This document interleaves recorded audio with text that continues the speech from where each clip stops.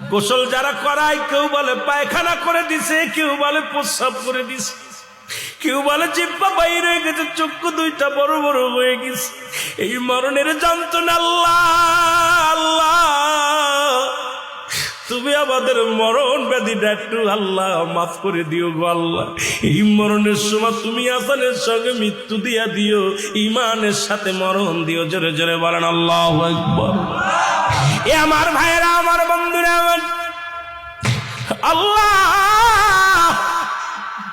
ও আমার আল্লাহ, এই মরণটা যেন এমন ভাবে দাও, এই মরণের সময় যেন কালেমা পড়তে পড়তে মরতে পারি, এই কালেমা যেন নসিব হয়ে যায় আল্লাহ, ইমানের সাথে যেন মৃত্যু হয়। এর 2 নাম্বার বিপদ হলো মানুষের কবর।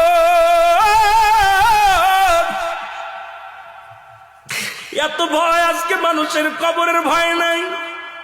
কদিন আগে দেখলাম দাদারে মাটি দিয়া নাতিরা দাদার সঙ্গে সেলফি তোলে কবরে শুয়ে। আরে দুনিয়ার কবরের ভয় যদি কোনো মানুষের থাকতো, দুনিয়ায় ঘুষ খাইতে পারতো না, সুদ খেতে পারতো না। কবরের ভয় যদি কোনো বান্দার অন্তরে থাকতো, জীবনে কোনোদিন দুর্নীতি করতে পারতো না। কবরের ভয় যদি কোনো বান্দার ভিতরে থাকতো, জনে কম দিতে পারতো না। ওখানে কবরের ভয় যদি থাকতো, কোনো বান্দা ফজরের নামাজ ছাড়তে পারতো না। কবরের ভয় যদি থাকতো, দুনিয়ার মধ্যে জিনা করতে পারতো না, ব্যভিচার করতে পারতো না। কবরের ভয় যদি থাকতো, মিথ্যা বলতে পারতো না।